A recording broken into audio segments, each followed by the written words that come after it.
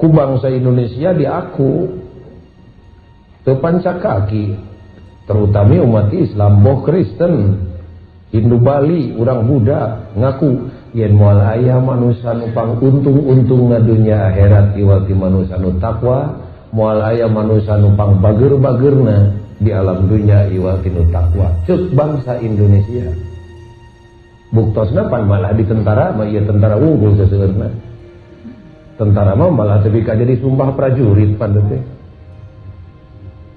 Sering simkuring nyaksian apel, 1 batalion 2 batalion dibereskeun. Dinten Senin di antawisna simkuring sok jadi kiaina. Nagog hareup tentara dibaca sumpah prajurit. Kami prajurit Republik Indonesia yang bertakwa kepada Tuhan Yang Maha Esa. Eta teh hiji bukti yen bangsa Indonesia ngaku teu panca kaki agama naon bae asal bangsa Indonesia